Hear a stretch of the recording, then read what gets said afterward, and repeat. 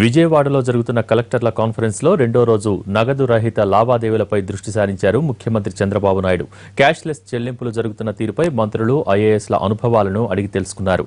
చెల్లింపుల్లో కొన్ని చోట్ల ఇబ్బందులు తలెత్తాయని అధికారులు సీఎం దృష్టికి తీసుకువచ్చారు. రాత్రి చేసిన షాపింగ్ కి ఇప్పటివరకు డెబిట్ మెసేజ్ రాలేదని ఓ అధికారి చెప్పారు.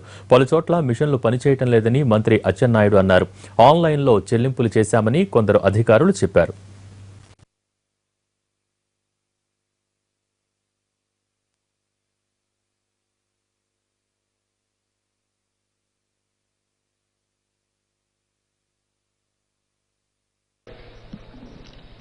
సార్ నేను ఒక స్టేషనరీ షాప్లో ఒక పెన్ పర్చేస్ చేశాను సార్. అక్కడికి వెళ్ళి అయితే ఆధార్ నంబర్ ఇచ్చినాను, ఫింగర్ ప్రింట్ ఇచ్చిన తర్వాత నాకు మామూలుగా కార్డు యూజ్ చేస్తే వెంటనే మొబైల్ అలర్ట్ వస్తుంది సార్ బ్యాంక్ నుంచి.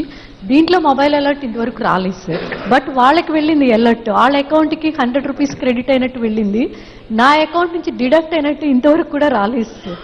మరి అది బ్యాంక్ సర్వర్ ప్రాబ్లమో లేకపోతే ఈ ఇన్స్ట్రుమెంట్ దో సార్? ఇది బ్యాంక్ సైడ్ ఇష్యూ సార్. కొంచెం SMS డిలే అవుతుంది సార్, 4-5 minutes టైం పడుతుంది. But that will be resolve sir. Huge number of transaction జరగడం వల్ల initial days it is there, but అకౌంట్లో రిఫ్లెక్ట్ అవుతుంది sir. If you can see madam, ఈమెయిల్లో మీరు ఆధార్ కనుక మీ ఈమెయిల్కి లింక్ చేసి ఉంటే that is instantaneous sir. Immediately from Aadhaar server transaction జరిగినట్టు వచ్చేస్తుంది email. SMS because of gateway problem between bank and the telecom service provider it is taking some time sir, but that will be resolve sir. Aadhaar number కొడితే మనకి ఏ బ్యాంకులో ఆధార్ అనుసంధానం ఉందో ముందే తెలుస్తుంది sir. అదే అంటే మన దగ్గర ఒక 10 బ్యాంక్స్ అకౌంట్స్ ఉన్నాయనుకోండి, ఆధార్ ఏదైందో ముందే తెలుస్తుంది అందులోనే. సార్ *99 హ్యాష్ ప్రెస్ చేస్తే ఆధార్ నంబర్ అడుగుతాం. మనం ఇదిగా అక్కడ మిషన్ లో మన ఆధార్ నెంబర్ కొడితే మిషన్ లో బికాజ్ అది వచ్చింది. అది ఏ బ్యాంక్ తో నీ ఆధార్ లింకేజ్ ఉందో అది కూడా చెప్తుంది. అదే సార్, అది సార్ ఆ ఫోన్ నుంచి డయల్ చేశారు. మీ ఫోన్ నుంచి కూడా అది ఫోన్ లో కాదు, వాళ్ళకి మాకు ఏ అకౌంట్ తో ఆధార్ లింకేజ్ ఉందని అడిగితే ముందు వాళ్ళ నెంబర్ కొడితే నీది పలానా బ్యాంక్ తో లింకేజ్ ఉందని చెప్తున్నారు వాళ్ళు. ఉంది సార్, అది ఉంది సార్. ఫోన్ నుంచి కూడా చేయొచ్చు సార్. అది పెడతాను. It's a 2-dimensional barcode system sir. ఈ 2-dimensional బార్కోడ్ సిస్టంలో ఏదైతే ఆ ప్యాటర్న్ ఉందో, అంటే ఇప్పటివరకు బ్యాంకింగ్ ట్రాన్సాక్షన్ గురించి మనం మాట్లాడుకున్నాము. Other than bank transactions, particular kind transactions గురించి ఇప్పుడు నేను ఒక 1 minute చెప్పదలుచుకున్నాను.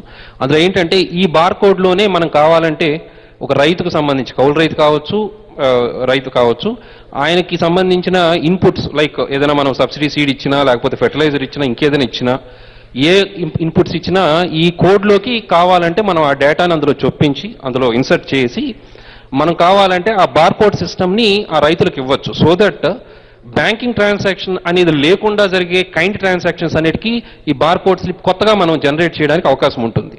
ఇది దాన్ని ఇన్స్టిట్యూషనలైజ్ చేయడానికి మేబీ 2-3 మెథడ్స్ యూజ్ చేయాల్సి ఉంటుంది. లైక్ డూప్లికేట్ బార్కోడ్స్ డెవలప్ చేసి సప్లయర్ దగ్గర ఒకటి పెట్టడము, లేదా ప్యాక్స్కి కనెక్ట్ చేయడము, ఇలాంటివి కొన్ని సిస్టమ్స్ని మనము ఎస్టాబ్లిష్ చేయొచ్చు. అంటే ఇందులో ఎక్కడ కూడా బ్యాంకింగ్ రిలేటెడ్ ట్రాన్సాక్షన్ ఉండదు. కైండ్ ట్రాన్సాక్షన్కి బార్కోడ్ జనరేట్, QR కోడ్